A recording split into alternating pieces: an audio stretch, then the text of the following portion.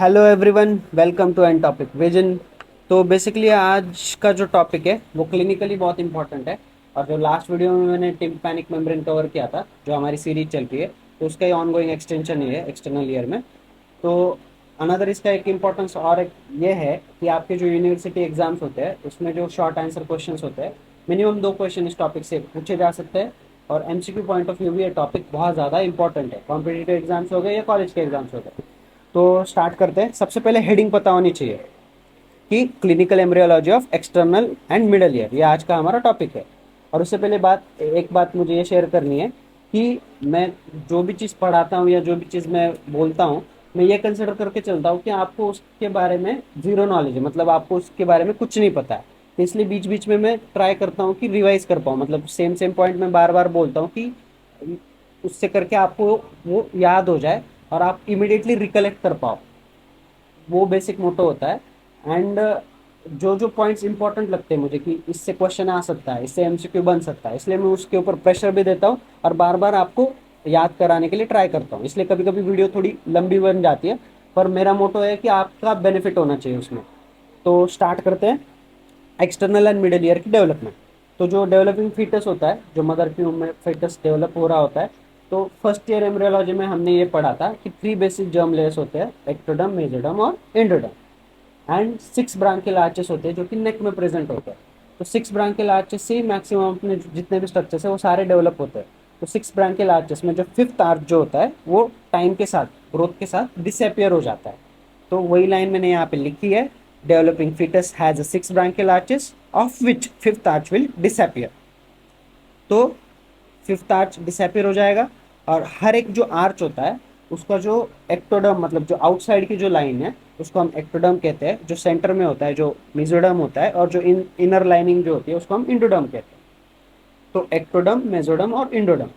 तो हम क्या पढ़ रहे थे, ये क्लिनिकल एम्ब्रियोलॉजी, मतलब it's not just embryology, it is embryology with clinical aspects of it. मतलब नॉर्मल डेवलपमेंट के साथ साथ जो जो मैल फॉर्मेशन, जो जो माल डेवलपमेंट होती है, वो भी हम इसके साथ कोरिलेट करके पढ़ रहे हैं। तो पहले तो हम नॉर्मल डेवलपमेंट कवर करेंगे, उसके साथ उसकी एबनॉर्मेलिटीज फर्दर उसके साथ ही कोरिलेट करके वो भी पढ़ लेंगे। तो ये डायग्राम मैंने जो यहाँ पे लगाई हुई है ये बहुत ज़्यादा इंपॉर्टेंट है, क्योंकि इसी के बेसिस पे आगे आने वाली जितने भी कंसेप्ट है वो इसी के ऊपर डिपेंड है। तो इसलिए मैंने जो ब्लू कलर में लिखा है, मतलब जो डिनोट किया है, वो एक्टोडर्म है, सेंटर में मिजोडर्म होता है, और जो येलो लाइन है वो है endoderm.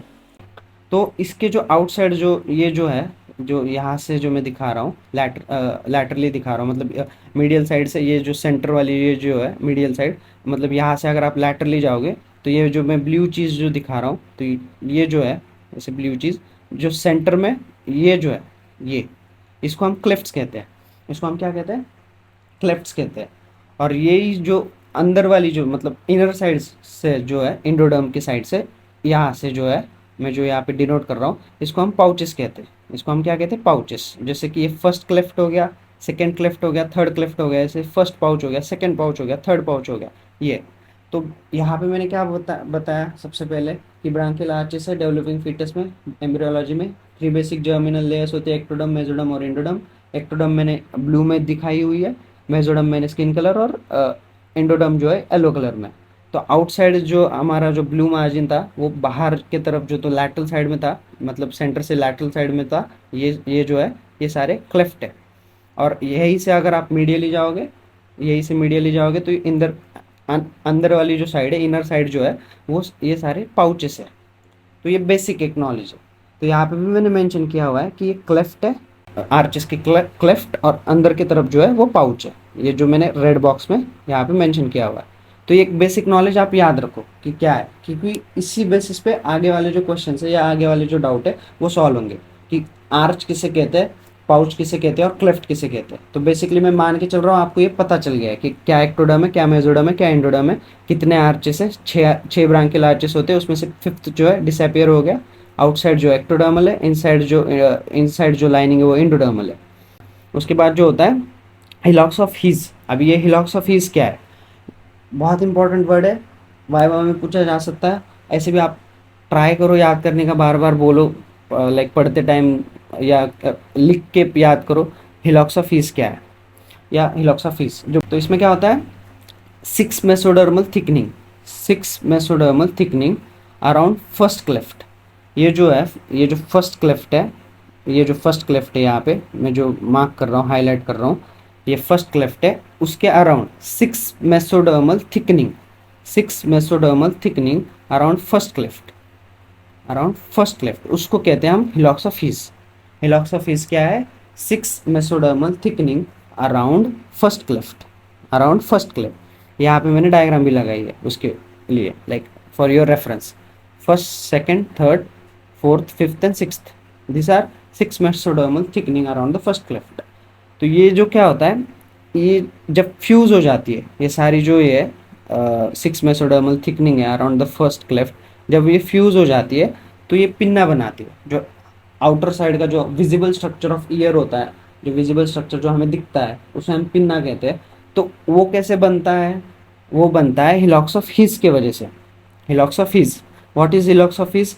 It is 6 mesodermal thickening around first cleft. मैंने क्लेफ्ट बोला है, याद रखो, बहुत इंपॉर्टेंट है। क्लेफ्ट जो है ये है, यहाँ पे मैंने मार्क कर रखा है, ये क्लेफ्ट है। अंदर वाली साइड जो है, इनर लाइनिंग जो है, ये पाउच है। ये क्लेफ्ट है, ये पाउच है, ये क्लेफ्ट है, ये पाउच है।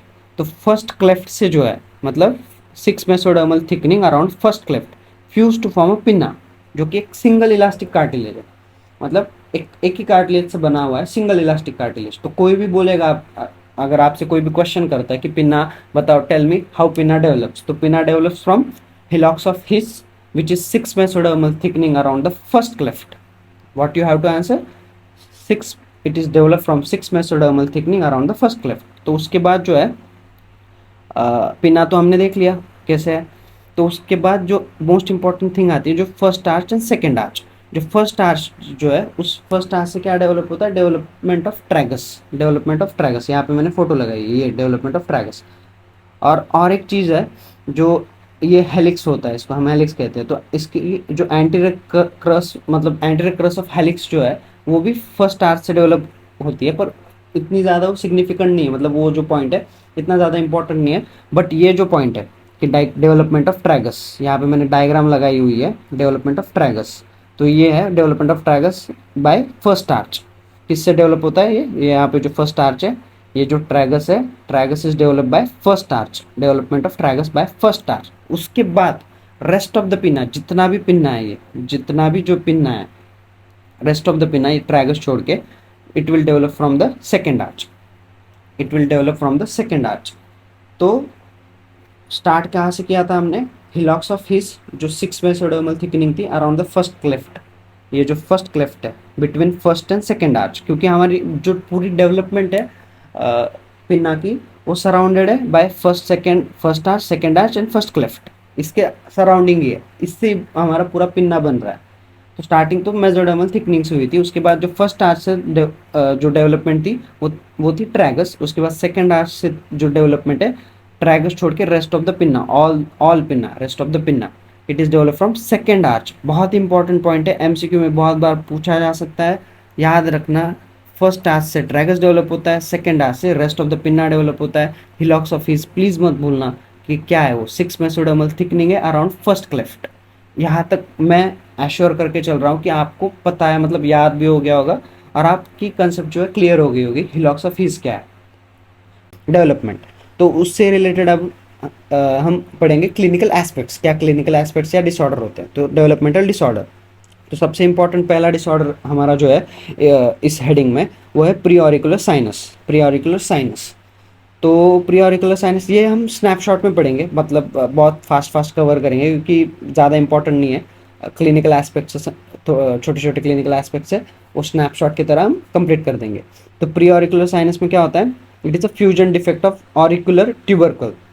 तो इसमें डार्विन ट्यूबरकल, ये जो स्ट्रक्चर यहाँ पे जो मार्क है, यहीं पे जो होता है, ये जो मैं हाईलाइट कर रहा हूँ, यहाँ पे डार्विन ट्यूबरकल ऐसे सारे फैंसी टर्म्स है। तो मैं यहाँ पे वो यूज़ करके कॉम्प्लिकेटेड नहीं करना चाहता। तो बेसिकली सिंपल आप ये याद रखना, प्री-ऑरिकुलर साइनस में क्या होता है, ये जो लाइन मैंने यहाँ पे लिखी है, it is a fusion defect of the auricular tubercle, that's it, it is a fusion defect of the auricular tubercle and the most common site of that fusion defect is root of the helix. ये जो है हमारा helix है, उसका जो root है, मतलब ये जो बिगनिंग पार्ट है, यहाँ पे जो ये जो डिफेक्ट है हमारा, ये जो मैं हाईलाइट कर रहा हूँ यहाँ पे, ये प्री ऑरिकुलर साइनस है, उसकी मोस्ट कॉमन साइट है रूट ऑफ द हेलिक्स। ये जो हमारा ये हेलिक्स है उसका रूट मतलब जो बेस है, यहाँ पे ये डिफेक्ट है। तो most common site is root of the helix. It is a fusion defect of auricular tubercle, that's it, उससे ज़्यादा कुछ नहीं। Pre auricular sinus, it is a fusion defect of auricular tubercle. उसके बाद जो आते हैं वो है एसेसरी ऑरिकुलर टैक्स। ये ज़्यादा इंपॉर्टेंट नहीं है, जस्ट आप ये इमेज में देख लो, बहुत सारे लोगों में अपनी नोटिस भी किया होगा कि लाइक ये जो एलिवेशन है सर्कुलर सर्कुलर, इसको हम एसेसरी ऑरिकुलर टैक्स भी कहते हैं। ज़्यादा इंपॉर्टेंट नहीं है, जस्ट एक इमेज और उसका नेम। उसके बाद जो ये जो दो चीज़ें हैं, माइक्रोशिया और एनोशिया, ये ज़्यादा इंपॉर्टेंट है। ज़्यादा इंपॉर्टेंट इन द सेंस इसका एक क्लिनिकल एस्पेक्ट भी है। तो माइक्रोशिया में क्या होता है, it is a malform under develop pinna, जो यहाँ पे फोटो में भी दिख रहा है कि पिन्ना फुल्ली डेवलप नहीं है, मैलफॉर्म है, अंडर डेवलप है। तो इसका क्लिनिकल एस्पेक्ट ये है कि जैसे बेबी बॉर्न हुआ तो जैसे ग्रोथ होती जाती है तो उसके माइलस्टोन्स वो अचीव करते जाता है, जैसे कि लैंग्वेज माइलस्टोन्स हो गया। तो to develop a language or to develop a speech, the baby should listen first, like he should his or her hearing function should be normal, then and then he or she can able to speak. So baby को अगर normally speech develop करनी है तो baby का hearing function जो है वो normal होना बहुत इंपॉर्टेंट है। पर माइक्रोशिया में तो देख रहे हो कि it's मैलफॉर्म under develop pinna, so it's difficult to baby to develop a speech. और सेम थिंग एनोशिया में, same thing in the sense anotia में तो एब्सेंट ऑफ पिना है, लाइक टोटली एब्सेंट ऑफ पिना। यहाँ पे फोटो में भी दिख रहा है, पिना ही नहीं है, टोटल एब्सेंट ऑफ पिना। माइक्रोशिया में तो मैलफॉर्म और अंडर डेवलप पिना, एनोशिया में एब्सेंट पिना। तो इसकी ट्रीटमेंट क्या हो सकती है, फिर मैनेजमेंट क्या है, क्योंकि we want to protect the child from speech malformation और speech disabilities. Child should speak right. तो उसके लिए हम क्या कर सकते हैं, फिर मैनेजमेंट क्या है, मैनेजमेंट ऑफ माइक्रोशिया और एनाशिया। तो मैनेजमेंट ऑफ माइक्रोशिया और एनाशिया जो है, फर्स्ट मैनेजमेंट जो है पिना रिकंस्ट्रक्शन है। तो पिना रिकंस्ट्रक्शन को ये तो सिंपल लैंग्वेज में हो गया, उसको ऑटोप्लास्टी और पिनाप्लास्टी भी कहते हैं, ऑटोप्लास्टी और पिनाप्लास्टी, आल्सो नोन एज ऑटोप्लास्टी और पिनाप्लास्टी। इसमें क्या होता है, बेसिकली ग्राफ्ट यूज़ करते हैं। तो इसकी स्टोरी ये है, बेसिकली थियरी देखने से पहले मैं ऊपर कर देता हूँ, आप लाइक मैं जो बोल रहा हूँ वो सुनो। कि माइक्रोशिया और एनोशिया में फर्स्ट ट्रीटमेंट हम देख रहे हैं ऑटोप्लास्टी और पिनाप्लास्टी। तो इसमें ग्राफ्ट यूज़ करते हैं कि बेबी का खुद खुद की बॉडी का ग्राफ्ट, ऑटोग्राफ्ट। तो ऑटोग्राफ्ट इन द सेंस मैंने पहले जैसे बोला कि खुद की बॉडी का ग्राफ्ट, लाइक सिंपल लैंग्वेज में। तो उसके लिए क्या होता है कि 6 ईयर्स तक हमें वेट करना पड़ता है। 6 ईयर्स तक वेट करने के लिए दो रीज़न्स है। तो 6 ईयर्स तक वेट करने के लिए सबसे पहला रीज़न जो ये है कि जो हमारा जो मैलफॉर्म ईयर है, जो जिसमें माइक्रोशिया है या एनोशिया है, और उसके बाद जो उसके ही कंपेयर में जो नॉर्मल ईयर है, बेसिकली ये नॉर्मल ईयर जो है वो इट्स नॉर्मल स्ट्रक्चर। तो उसकी जो डेवलपमेंट है वो नॉर्मली होती रहेगी with the increasing age of the baby. तो 6 ईयर्स तक जो है उसका एडल्ट साइज वो अचीव कर लेगा। जो पिन्ना जो है हमारा एक्सटर्नल स्ट्रक्चर जो विजिबल होता है, पिन्ना जिसे हम कह रहे हैं अभी, वो है 6 ईयर्स तक वो अचीव कर लेगा एडल्ट साइज, नॉर्मल साइड में एडल्ट साइज वो अचीव कर लेगा। तो जो साइज उसने अचीव किया 6 ईयर्स में, वो as a reference we will use to reconstruct the another site which is malformed, which is having microtia or anotia, क्योंकि we don't want the discrepancy between the size, that one ear is short, like one ear is small, another ear is large। तो ये हमें नहीं चाहिए। तो 6 years तक जो normal ear है वो नॉर्मली डेवलप होगा विथ इंक्रीजिंग एज। तो उसकी जो साइज है एज अ रेफरेंस हम यूज़ करेंगे to reconstruct the another malform ear. ये फर्स्ट रीज़न हो गया। सेकेंड मोस्ट इंपॉर्टेंट रीज़न ये हो गया इस चीज़ में कि ग्राफ्ट चाहिए हमें, जैसे कि मैंने बोला खुद की बॉडी का ग्राफ्ट यूज़ करेंगे, ऑटोग्राफ्ट भी कह सकते हैं हम उसको। तो वो 6 ईयर्स तक मतलब जो ग्राफ्ट यूज़ करते हैं वो कोस्टोकॉन्ड्रल जंक्शन का कोस्टल कार्टिलेज होता है। मतलब कोस्टोकॉन्ड्रल जंक्शन हमें पता है कि कोस्टल रिब जो होती है वो डायरेक्टली अटैच नहीं होती, बीच में कार्टिलेज होता है। तो वो इंपॉर्टेंट स्टोरी नहीं है, हम यूज़ करते हैं costal cartilage to reconstruct the pinna. We will use costal cartilage, ये याद रखो आप, कोस्टल कार्टिलेज हम यूज़ करते हैं। तो उसकी भी जो प्रॉपर डेवलपमेंट है, फुल डेवलपमेंट जो होती है वो 6 ईयर्स तक कंप्लीट होती है। तो जब वो 6 ईयर्स में कंप्लीट हो जाएगी तभी वो ग्राफ्ट एज अ ग्राफ्ट हम यूज़ कर पाएंगे, because it's not going to develop within 1 year और 2 ईयर और just immediately after the birth. तो इसलिए हमें 6 ईयर्स तक वेट करना है। और मोस्ट इम्पॉर्टेंट थिंग ये है कि मैक्सिमम पेरेंट्स इस चीज़ को अफोर्ड नहीं कर पाते क्योंकि एक्सपेंसिव होता है और 6 ईयर्स तक हमें वेट भी करना पड़ता है। तो फिर इसका अल्टरनेटिव क्या है, पहले तो हम लाइंस देख लेते हैं। मैनेजमेंट ऑफ माइक्रोशिया और anotia, also known as otoplasty pinnaplasty, मैंने ऑलरेडी बोल दिया है। Graft use is costal rib cartilage, मैंने बोला, not done before 6 years of age. क्यों? क्योंकि opposite pin are reach adult size by 6 years, we will use reference for symmetrical reconstruction, ये line भी मैंने एक्सप्लेन की। उसके बाद जो कोस्टल कार्टिलेज है attain full development only by 6 years of age, ये भी मैंने लाइन क्लियर कर दी। तो फिर इसका अल्टरनेटिव क्या है, क्योंकि अफोर्ड तो कर नहीं पाते मैक्सिमम पेरेंट्स, क्योंकि एक्सपेंसिव टेक्निक है, एक्सपेंसिव मेथड है, रिकंस्ट्रक्शन मेथड है। तो उसके बाद जो हम अल्टरनेटिव यूज़ करेंगे इसमें, उसको कहते हैं बाहा। बाहा क्या है? Basically bone anchored hearing aid, bone anchored hearing aid, या शॉर्ट फॉर्म में बाहा, शॉर्ट फॉर्म में बाहा। तो उसके इंडिकेशन क्या है? Patient who can not afford the surgery, जैसे मैंने बोला, but hearing needs to be save, क्योंकि स्पीच आर्टिकुलेशन होना है या स्पीच डेवलपमेंट होना है, उसके लिए हियरिंग शुड बी सेव्ड। तो ये एक इंडिकेशन हो गया। उसके बाद जो अनदर उसका यूज जो है वो कंजेनाइटल और एक्सटर्नल एबनॉर्मेलिटी, जैसे हमने ऊपर पढ़ा पिन्ना और external auditory canal, either pinna और एक्सटर्नल ऑडिटरी कैनाल की जो कंजेनाइटल और एक्सटर्नल एबनॉर्मेलिटीज है उसमें, और patient who can not afford the surgery but hearing needs to be save, ये जो दो इंडिकेशन है उसमें हम बाहा यूज़ करते हैं। एक एड है, इसकी आपको गूगल पे भी फ़ोटो मिल जाएगी बाहा की, वो हम एज अ अल्टरनेटिव यूज़ करते हैं। उसके बाद जो है हमारा जो नेक्स्ट पॉइंट है वो है external auditory canal. External auditory canal, मैं ये एश्योर करके चल रहा हूँ कि आपको ये बाहा और ये रिकंस्ट्रक्शन प्रोसीजर्स ये समझ आ गया है कि उसको हम ऑटोप्लास्टी पिन्नाप्लास्टी कहते हैं, क्या है एनाशिया, क्या है माइक्रोशिया। माइक्रोशिया में बस ये याद रखो malform under develop pinna, anotia में एब्सेंट पिन्ना। इसके क्लिनिकल सिग्निफिकेंस, उसका मैनेजमेंट मैंने बता दिया है। Pinna reconstruction, otoplasty pinnaplasty, graft कैसे यूज़ करते, कोस्टल रिप कार्टिलेज का 6 ईयर्स तक वेट करना पड़ता है क्योंकि opposite pin are reach adult size by 6 years, ये बताया मैंने। Costal cartilage attain the full development by 6 years, ये मैंने बताया। अल्टरनेटिव क्या है? बाहा। बाहा के इंडिकेशन मैंने एक्सप्लेन कर दिए।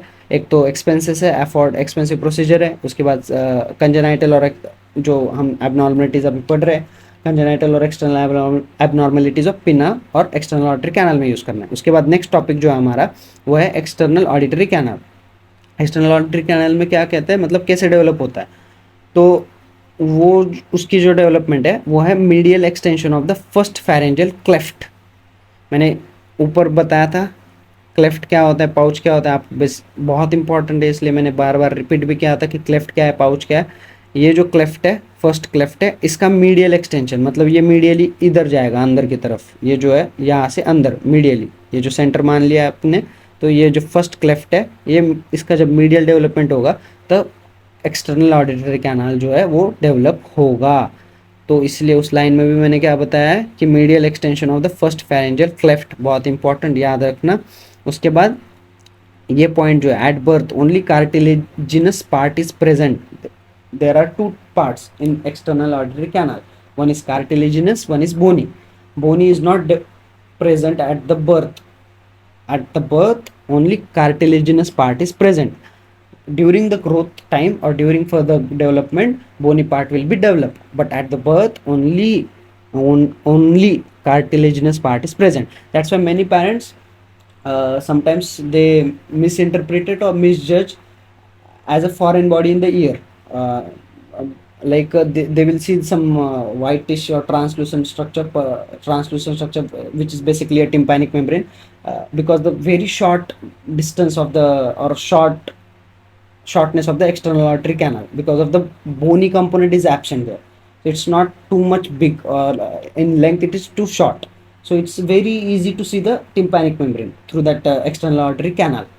So that's why at birth only cartilaginous part is present, is important point. उसके बाद after that external acoustic meatus, मतलब opening of external auditory canal, external auditory canal की opening, उसको हम एक्सटर्नल अकॉस्टिक मेयाटस कहते हैं, develops from the first arch. बहुत important है, प्लीज़ कंफ्यूज मत होना। Medial extension of the first pharyngeal cleft से बनेगा एक्सटर्नल ऑडिटरी कैनाल, और उसकी जो ओपनिंग है एक्सटर्नल अकॉस्टिक मेयाटस हम उसको कह रहे हैं, which will develop from the first arch, which will develop from the first arch. Please please याद रखना, बार बार पढ़ना। ये स्टार्टिंग में आपको थोड़ा डिफिकल्ट लगेगा, पर आप अगर फोकस करोगे इस बेसिक चीज़ पे, ये जो बेसिक चीज़ है इसके ऊपर अगर आप फोकस करोगे, क्या एक्टोडम, क्या मेसोडम, क्या एंडोडम, बाहर वाले सारे आपके जो क्लेफ्ट, अंदर वाले जो है सारे pouch, first arch, second arch, third arch, fourth arch, अगर ये बेसिक आपका क्लियर होगा तो ये बहुत इजी जाएगा कि एक्सटर्नल ऑडिटरी कैनाल है, कि medial extension of the first cleft से एक्सटर्नल ऑडिटरी कैनाल बन रहा है, उसकी जो ओपनिंग है जिसे हम एक्सटर्नल अकॉस्टिक मेयाटस कहते हैं, वो फर्स्ट आर्च से बन रहा है। ये सारे लगभग आपके एमसीक्यू भी आ सकते हैं और इम्पॉर्टेंट भी है, तो ये याद रखना। उसके बाद जो है उसकी पैथोलॉजी, तो उसकी पैथोलॉजी क्या है, कोलोआरल फिस्टुला। कोलोआरल फिस्टुला, तो कोलोआरल फिस्टुला क्या होता है बेसिकली, मैंने पहले ही स्टार्टिंग में बोला था कि जो हमारे जो फेरेंजियल ब्रांकियल आर्चेस है, नॉट फेरेंजियल आर्चेस, जो ब्रांकियल आर्चेस है जिससे डेवलपमेंट हो रही है वो नेक में प्रेजेंट होते हैं। तो it is a connection between neck and external auditory canal, connection between neck and external auditory canal. मैंने क्या बोला था स्टार्टिंग में, हम एम्ब्रियोलॉजी पढ़ रहे हैं, उसके साथ उसके क्लिनिकल एस्पेक्ट्स पढ़ रहे हैं, तो हमने नॉर्मल एम्ब्रियोलॉजी पढ़ ली। प्लीज़ याद रखना एक्सटर्नल ऑडिटरी कैनाल और एक्सटर्नल अकॉस्टिक मेयाटस कैसे डेवलप होता है। उसके बाद उसकी अब एबनॉर्मेलिटी हम देख रहे हो, जो कि है कोलोऑरल फिस्टुला, जो कि है collaural fistula. It is a connection between neck and external auditory canal, because the branchial arches, 6 branchial arches from which the fifth was disappear, they are developing in the neck of the fetus, developing fetus। तो वहाँ से जो abnormality है, वहाँ से जो connection है between neck and external auditory canal, उसको कोलोऑरल फिस्टुला कहते हैं। उसके बाद क्या है, मैंने पहले बोला फर्स्ट क्लेफ्ट डेवलपमेंटल एबनॉर्मेलिटी, तो ये क्या है, फर्स्ट क्लेफ्ट डेवलपमेंटल एबनॉर्मेलिटी भी कहते हैं उसको। कोलोऑरल फिस्टुला को क्या कहते हैं, फर्स्ट क्लेफ्ट डेवलपमेंटल एबनॉर्मेलिटी। तो फिस्टुला है ऑब्वियसली, तो फिर उसकी ओपनिंग होंगी, तो उसकी दो ओपनिंग्स है, एक है एक्सटर्नल ओपनिंग जो कि between the angle of the mandible. तो मैं ये एज्यूम कर रहा हूँ कि सबको एंगल ऑफ द मैंडिबल क्या होता है ये पता होगा, और स्टर्नोक्लेडोमास्टॉइड जो कि मसल है, मैंडिबल का एंगल और स्टर्नोक्लेडोमास्टॉइड जो स्ट्रक्चर है वहाँ पे हमारी क्या है, external opening between angle of the mandible and sternocleidomastoid muscle. उसके बाद एक्सटर्नल ओपनिंग हो गई, उसके बाद internal opening is at floor of the external auditory canal. क्योंकि हमने पहले एक्सटेंट पढ़ लिया था कि कोलोऑरल फिस्टुला क्या है, it is a connection between neck, and external auditory canal. क्यों, क्योंकि आपके जो ब्रांकियल आर्चेस है वो नेक में है, और एक्सटर्नल ऑडिटरी कैनाल जो है वहाँ से ये जो कनेक्शन है, उस कनेक्शन को एक्सटर्नल ऑडिटरी कैनाल से लेकर के नेक के कनेक्शन को हम कोलोऑरल फिस्टुला कह रहे हैं। तो इसीलिए उसकी जो इंटरनल ओपनिंग है at the floor of the external auditory canal, external opening मैंने ऑलरेडी बता दी, between angle of the mandible and sternocleidomastoid which हाँ, and another important thing, it's closely related to the facial nerve.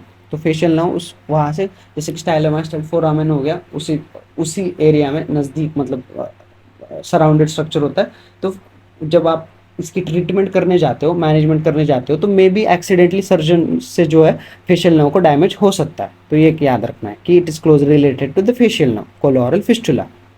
उसके बाद tympanic membrane, तो भाई साहब पूरा अच्छे से मैंने डिटेल में कवर किया है लास्ट वीडियो में। तो डेवलप्स फ्रॉम ऑल 3 लेयर्स, मैंने उस टाइम उस वीडियो में भी बताया था सेम, मेसोडर्म, एक्टोडर्म और एंडोडर्म से, मेसोडर्म, एक्टोडर्म और एंडोडर्म से बनता है। उसके बाद जो है हमारा जो क्लेफ्ट है ग्रोज, ये जो लाइन है यहाँ पे, क्लेफ्ट ग्रोज इनवर्ड्स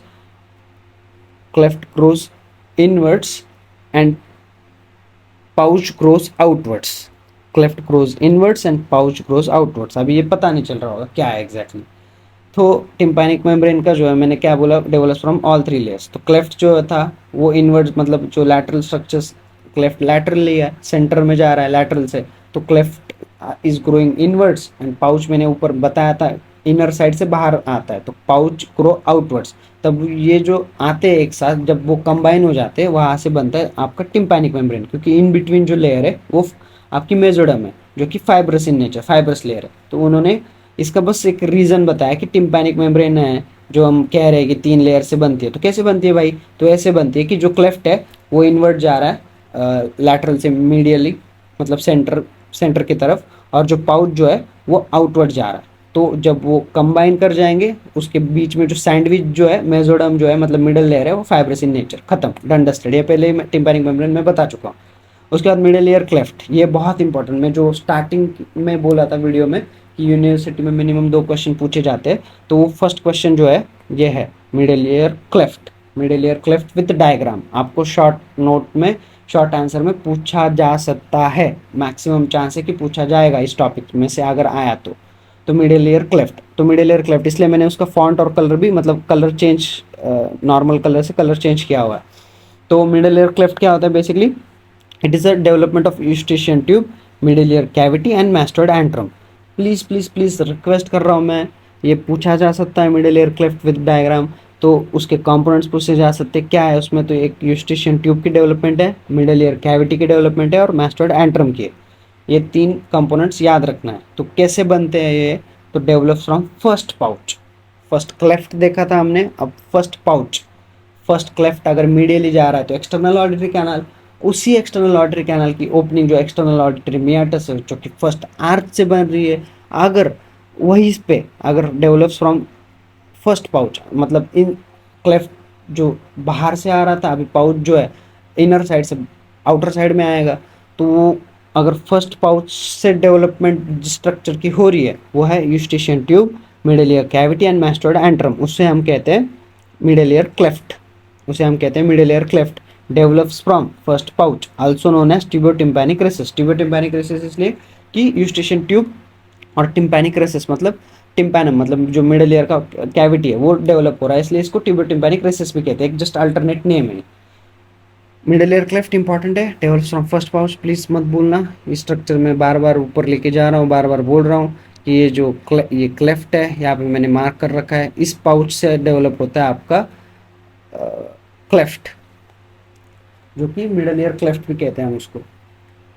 तो develops from first pouch, please मत भूलना ये। इसकी ये डायग्राम मैंने यहाँ पे दिखाई हुई है, यूस्टेशियन ट्यूब, उसके बाद मिडल ईयर कैविटी और एंट्रम, डिस्टल मोस्ट पार्ट। तो इसमें जो प्रॉक्सिमल मोस्ट पार्ट है, जो आगे वाला पार्ट है, ये है यूस्टेशियन ट्यूब, जो कि क्या है? Proximal part of the tubotympanic recess. और जो डिस्टल पार्ट है वो है एंट्रम, जो eustachian tube, middle ear and mastoid antrum, ये 3 कंपोनेंट थे।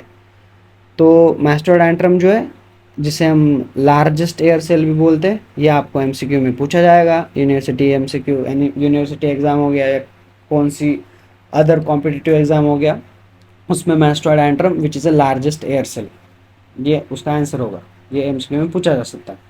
तो बेसिकली मैं फास्टली बोल रहा हूँ, मिडल ईयर क्लेफ्ट क्या है? Eustachian tube, middle ear cavity and mastoid antrum develops from first pouch, उसको टिबियोटिम्पैनिक रेसिस भी कहते हैं because of Eustachian tube and middle ear cavity, tympanic cavity basically. तो प्रॉक्सिमल पार्ट उसका यूस्टेशियन ट्यूब है, distal part उसका एंट्रम है, जिसको मास्टोइड एंट्रम भी कहते हैं, और ये मिडल ईयर कैविटी हो गया, एमसी, मिडल ईयर कैविटी। तो mastoid antrum largest air cell, ये हो गया। उसके बाद जो हमारा नेक्स्ट टॉपिक है वो है ईयर ऑसिकल। ईयर ऑसिकल की डेवलपमेंट, अभी उसकी नॉर्मल डेवलपमेंट क्या है? It is a lateral extension, it is a lateral extension of the first pouch, lateral extension of the first pouch, not a arch, not a cleft, it is a lateral extension of the first pouch, entrapment of the mesoderm of the first and second arch। तो क्या होगा? It is a lateral extension of the first pouch. उसके बाद जब वो laterally extend करेगा first pouch, तो obviously entrapment of the mesoderm होगा of the first and second arch. यहाँ पे मैं वापस ऊपर लेके जा रहा हूँ, ये डायग्राम बहुत इंपॉर्टेंट है। ये जो है पाउच, ये जब लैटरली ग्रो करेगा दिस साइड, तो entrapment of the mesoderm of the first and second arch, यहाँ लैटरली जब वो ग्रो करेगा, जिसे हम पाउच कह रहे हैं, उसका entrapment of the mesoderm of the first arch and second arch, वो जो वहाँ पे लाइन दी है, उससे क्या बनते हैं? ईयर ऑसिकल बनते हैं। तो development of ear ossicle we are now seeing. तो उसमें it is a lateral extension of the first pouch, entrapment of a mesoderm of first and second arch. तो फर्स्ट आर्च से क्या बनता है आपका? मीलियस और इनकस, जो आपके ईयर ऑसिकल है। जब फर्दर वीडियोस आएंगे, फर्दर टॉपिक्स आएंगे, उसमें मैं आपको ईयर ऑसिकल्स के बारे में एक्सप्लेन करूंगा। तो फर्स्ट आर्च से क्या बनता है, मिलियस और इनकस, और सेकेंड आर्च से आपका क्या बनता है, स्टेपिस के सुपरास्ट्रक्चर्स। तो स्टेपिस के सुपरास्ट्रक्चर्स मतलब स्टेपिस का सुपरास्ट्रक्चर मतलब क्या, उसका हेड, उसका नेक, उसका एंटेरियस, पोस्टीरियस, इस मतलब वहाँ तक उसको हम कहते हैं स्टेपिस के सुपरास्ट्रक्चर। उसके बाद जो फुट प्लेट ऑफ स्टेपीज है, यहाँ पे वही कैच पॉइंट है कि जो फुट प्लेट ऑफ स्टेपीज है वो सेकेंड आर्च से डेवलप नहीं होती। मैं प्लीज़ वापस फास्टली रिपीट कर रहा हूँ। ईयर ऑसिकल्स में development of ear ossicles is like it is a lateral extension of the first pouch का लैटरल एक्सटेंशन है with the entrapment of the mesoderm of first and second arch. ये उसकी definition है, with entrapment of the mesoderm of first and second arch. First arch से आपका Milius और incus develop हो रहा है, मिलियस और इनकस। सेकेंड आर्च से आपका स्टेपिस के suprastructure, not a foot plate of stapes. Foot plate of stapes are not develop from the second arch, please याद रखना, इसलिए मैंने यहाँ पे नोट भी लिखा है। तो stapes foot plate present at the junction of the inner ear and middle ear, obviously, क्योंकि ये जो विंडोज होती है, राउंड विंडो, ओवल विंडो, वहाँ से इनर ईयर स्ट्रक्चर होता है स्टार्ट। तो stapes is a foot plate, step is foot plate present at the junction of inner ear and middle ear, inner ear and middle ear। उसके बाद it is develop from the otic capsule. Otic capsule क्या है, जब inner ear structure मतलब जब inner ear पढ़ेंगे तो उसमें बोनी लैब्रिंथ होता है, मेम्ब्रेनस लैब्रिंथ होता है। तो मेम्ब्रेनस लैब्रिंथ की जो कवरिंग होती है उसको बोनी लैब्रिंथ कहते हैं। उसी बोनी लैब्रिंथ से आपका स्टेपिस का फुट प्लेट ऑफ स्टेपिस, जिसको हम ओटिक कैप्सूल कह रहे हैं, उस बोनी लैब्रिंथ को ओटिक कैप्सूल कह रहे हैं, वहां से वो डेवलप होता है। क्या, foot plate of stapes, foot plate of stapes. I hope मैंने मतलब क्लियर हो गया आपको कि ईयर ऑसिकल कैसे डेवलप होते हैं। Development of ear ossicle, fastly बोल रहा हूँ एकदम, lateral extension of the first pouch with entrapment of the mesoderm of the first and second arch. उसके बाद फर्स्ट आर्च से आपका जो फर्स्ट आर्च है, ऊपर वाली जो डायग्राम में बार बार मेंशन कर रहा था, उसके फर्स्ट आर्च से मेलियस और इनकस। उसके सेकेंड आर्च से स्टेपिस के सुपरास्ट्रक्चर, स्टेपिस का हेड, स्टेपिस का नेक, उसका एंटेरियस, पोस्टीरियस, except foot plate of stapes which is developed from your otic capsule। otic capsule is a part of bony labyrinth। ये क्लियर हो गया ईयर ऑसिकल्स। उसके बाद जो सेकंड क्वेश्चन में आ सकता है, जैसे कि मैं स्टार्टिंग ऑफ द वीडियो में मैंने बोल दिया था कि यहाँ से इस टॉपिक से 2 क्वेश्चन पूछे जा सकते हैं। फर्स्ट क्वेश्चन तो हमारा ये था, मिडल ईयर क्लेफ्ट। उसके बाद जो सेकंड क्वेश्चन है जो कि है मास्टर्ड का, यहाँ से पूछा जा सकता है। तो उसके पहले डेवलपमेंट देख लेते हैं, मास्टर्ड के पार्ट्स देख लेते हैं, मतलब कैसे डेवलप होता है पार्ट्स में। तो superficial part of mastered bone को हम स्क्वामस पार्ट भी कहते हैं, squamous part of temporal bone. और उसी के डीप पार्ट को हम क्या कहते हैं, petrous part of the temporal bone. तो superficial part also called lateral part, medial part also called deep part, superficial part of mastoid also known as squamous part of temporal bone, and deep part of mastoid also known as petrous part of temporal bone. Both are parts of temporal bone, just it is the superficial part is known as squamous part, deep part is known as petrous part. And the main story and main clinical significance of this thing is the both parts meets to form petrosquamous suture. Both parts meets to form a petrosquamous suture. I put the diagram here. That is also called as coroner's septum. That is also called as coroner's septum, not corner septum, coroner's septum. This is squamosal cell. That the first point that I said, the superficial part, squamosal part. This is squamosal cell, and the deep part, which is a petrous part of the temporal bone, and the junction, both junction, we can differentiate by the petrosquamous suture, and that is usually disappear with the time. Here the diagram is given, जो कि squamous part, petrous cell, squamous part और corner septum। तो corner septum क्या है, persistent of petrosquamous suture। जो पेट्रस part and स्क्वामोसल part का जो suture है, अगर वो रह गया, परसिस्ट कर गया, तो उसको हम कहते हैं Korner's septum. Otherwise it is usually disappears. If it persist we called it as Korner's septum. यहाँ पे डायग्राम भी है, ये डायग्राम आपको एग्जाम में बनानी है अगर क्वेश्चन आया तो। ये डायग्राम बनानी है। ऊपर ये जो मैंने बोला था मिडल ईयर क्लेफ्ट में, ये वाली डायग्राम भी बनानी है। इसकी अच्छी डायग्राम धिंगरा में दे रखी है, वो आप रेफर कर सकते हो। उसके बाद जो है उसका क्लिनिकल सिग्निफिकेंस क्या है, मोस्ट इंपॉर्टेंट मास्टर्ड एंट्रम का। और अगर ये कॉर्नर सेप्टम रह गया या पिट्रोस्क्वामोजल सुचर अगर रह गया, परसिस्ट कर गया, तो उसका क्लिनिकल सिग्निफिकेंस क्या है। तो मोस्ट ऑफ द टाइम क्या होता है, मास्टर्ड में एयर सेल्स होते हैं, और मास्टर्ड से रिलेटेड मास्टर्डाइटिस हो गया, इन्फेक्शन, पायोजेनिक इन्फेक्शन हो गया, बहुत सारे इन्फेक्शन में जैसे कि मिडल ईयर से मास्टर्ड में जाते हैं, आगे हम पढ़ेंगे।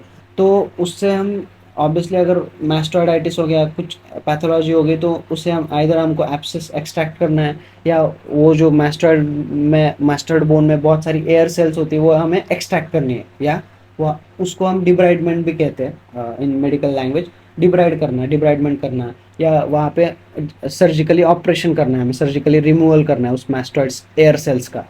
तो उसके अकॉर्डिंग उसका क्लिनिकल सिग्निफिकेंस क्या है, incomplete clearance of the disease. अभी आपको ये लाइन कुछ समझ नहीं आई होगी कि ये क्या है, clinical significance is incomplete clearance of the disease.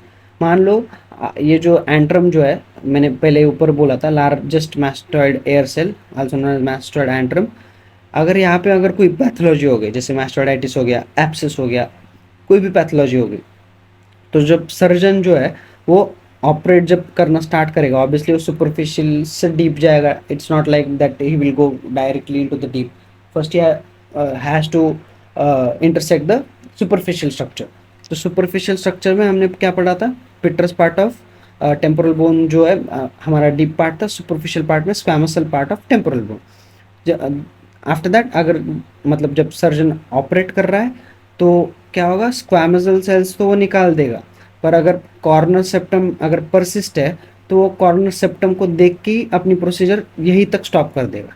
आपका डिसीज यहाँ पे था एंट्रम में, this he should have removed और she should have removed, but by looking at the corner septum she stopped her procedure और his procedure at this level only. मतलब उसने जो अपनी प्रोसीजर है इसी लेवल पे ख़त्म कर दी by seeing the corner septum.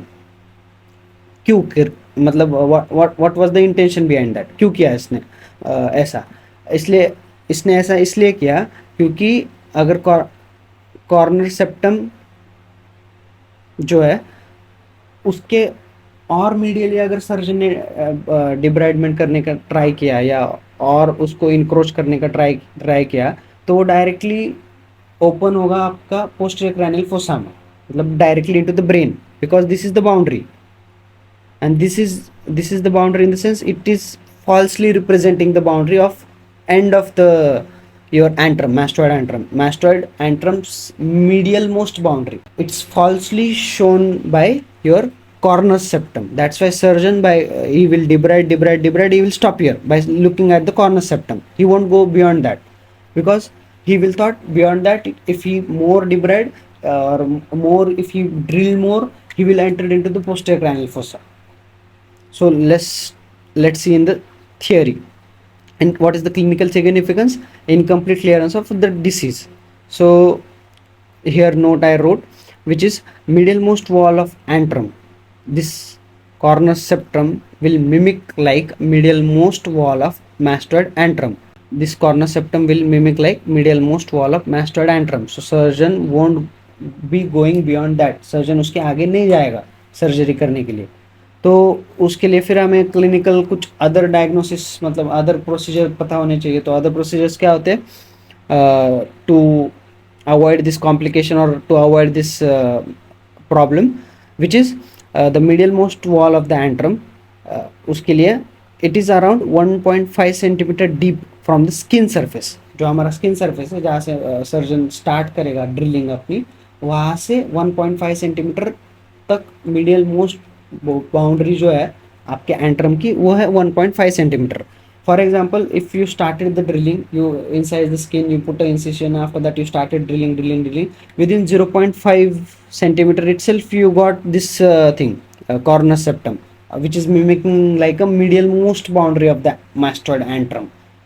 By perforating that you will land up into the posterior cranial fossa that you want to avoid during the procedure. And most importantly you started drilling, and at the phase of 0.5 centimeter itself you got the corner septum as a mimicking the medialmost boundary of the mastoid antrum. You will stop your procedure. But it's not like that. Its medialmost wall of antrum, it is located around 1.5 centimeter deep from the skin surface. This you have to remember. Make it a note that it is 1.5 centimeter deep from the skin surface. After that, mastoid antrum, it is important, that's why written in red color, that इसलिए मैंने इसको red colour में लिखा हुआ है. It is a largest air cell. मैंने पहले ही बोला था first point, mastoid antrum is a largest air cell present in deep petrous part of the temporal bone. Mostly pathology होती है mastoid air cell में होती है. इसे हमें रिमूव करना होता है, जो कि प्रेजेंट है deep petrous part of temporal bone. मैंने इसलिए स्टार्टिंग में बोला था superficial part and deep part, squamosal part and your petrous part which is deep. In that your mastoid antrum largest air cell is present. The largest air cell present in deep petrous part of the bone. After that, medial to medialmost wall of the mastoid antrum, if you drill it, you will land up into the posterior cranial fossa. Medial to medialmost wall of the mastoid antrum, if you drill more, you will land up into the posterior cranial fossa, directly into the brain. This is the complication. After that, indication of stoppage of surgery during clearance. The corner septum will falsely indicate you or falsely mimic the medialmost boundary. I already said you will stop your procedure. After that, further drilling leads to injury to the posterior cranial fossa if you drill more further. After that, another important point is mastoid tip. Mastoid tip, which is develops around 2 years of old or 2 years of age. Mastoid tip is not present at the birth. And what is the clinical significance of this mastoid tip is that उसका जो just behind the mastoid tip there is one foramen known as stylomastoid foramen. From that foramen, उस foramen से facial nerve जो है वो बाहर आती है skull से. तो mastoid tip फर्स्ट 2 years तक इट्स नॉट डेवलप्ड, तो डेवलपमेंट नहीं होती mastoid टिप की. तो अगर कोई सर्जिकल प्रोसीजर्स अगर हम परफॉर्म करते हैं बिलो 2 year चाइल्ड पे बाय मिस्टेकली या ड्यूरिंग द ऑपरेटिव प्रोसीजर्स आयोट्रोजेनिकली हम फेशियल नर्व को डैमेज कर सकते हैं. That's why this point is important that mastoid tip develops around 2 years of age. The way I said before that in external auditory canal only cartilaginous part is present during birth or after birth, and bony part will develop later. Same thing, mastoid tip will develop around at the age of 2 years. उसके बाद note क्या है इसमें, organ of कॉर्टा जो है वो completely develop हो जाता है 20 weeks में और 5 month में. 20 weeks और 5 month ऑफ प्रेगनेंसी, जब बच्चा माँ के पेट में होता है, वूम में होता है, तभी ऑर्गन ऑफ कॉर्टा डेवलप हो जाता है. इसलिए जब कहते हैं कि बच्चा सुन सकता है, baby can hear at the 20 weeks or 5 months because organ of corta is developed properly or fully. After that, middle ear or inner ear is completely developed at birth. The only structure until now I said is mastoid tip and external auditory canals bony part. It's not developed at the birth, it will develop soon as child's age is growing or child development is occurring. After that उसके बाद उसका clinical significance क्या है फिर mastoid antrum का, मतलब इतने time से मैं जो बोल रहा हूँ, तो क्लिनिकल सिग्निफिकेंस ये है mastoid टिप का. बेसिकली क्लिनिकल सिग्निफिकेंस है ये, not mastoid antrum, mastoid tip का, जो कि मैंने बोला 2 years तक डेवलप नहीं होती है. तो अगर आपके पास ऐसा पेशेंट कोई आता है जहाँ पे एब्सेस के आपको साइंस दिख रहे हैं कि like it's a post auricular infection, like post auricular infection having a abscess, तो any abscess we have to drain. abscess हम ऐसे ही छोड़ नहीं सकते कि like let it be. abscess हमें ड्रेन करना है, तो abscess ड्रेन करने के लिए हमें इंसिशन देना पड़ेगा. तो मैंने क्या बोला था कि up to 2 years mastoid tip नहीं है, तो if you try to give incision vertically and lower, like vertical incision if you try to give and in this lower part, you can or you may injure the facial nerve. आप like facial nerve को इस incision की वजह से, vertical incision की वजह से injury हो सकती है. उसकी वजह से ऑब्वियसली फेशियल नर्व पाल्सी हो जाएगी, तो लाइफ टाइम ट्रॉमा हो जाएगा, it's like life time complication हो जाएगा चाइल्ड. तो यूजुअली जो इंसिशन दिया जाता है, यहाँ पे मैंने लिखा हुआ है सुपीरियर और हॉरिजॉन्टल इंसिशन दिया जाता है, ऐसे इंसिशन देते हैं, नॉट लाइक ऐसे इंसिशन, लाइक वर्टिकल इंसिशन नहीं देते, सुपीरियर और हॉरिजॉन्टल इंसिशन देते हैं, just because mastoid tip is not develop below 2 years of age. Below 2 years of age, after 2 years it will develop. If any child comes to you with a post-auricular abscess who's having age less than 2 years, you have to give incision by superior and horizontal, not like vertical. Don't give vertical incision because you have to avoid damage to the facial nerve, which will give uh, facial nerve palsy if you damage the facial nerve during abscess drainage or removal of abscess. तो that's it for today, this was the topic. यही सब हमें आज पढ़ना था। 2 question मैंने already बोल दिए कि मैस्टर्ड एंट्रम और मैस्टर्ड, और आपका ये जो क्लेफ्ट है, मिडल ईयर क्लेफ्ट, ये 2 क्वेश्चन यूनिवर्सिटी में पूछे जा सकते हैं। एक बार आप रीड करके देखिए, स्टार्टिंग में थोड़ा डिफिकल्ट लगेगा, पर अगर आप कॉन्सेंट्रेशन देके पढ़ोगे इट्स वेरी इजी थिंग और इंटरेस्टिंग भी है। तो थैंक यू फॉर टुडे। अगला वीडियो में वापस लाइक इसी सीरीज़ में हम कंटिन्यू करेंगे अनदर कोई मतलब रिलेटेड टू दिस थिंग। मैं अगला वीडियो भी बना के जल्द से जल्द अपलोड कर दूंगा। So thank you.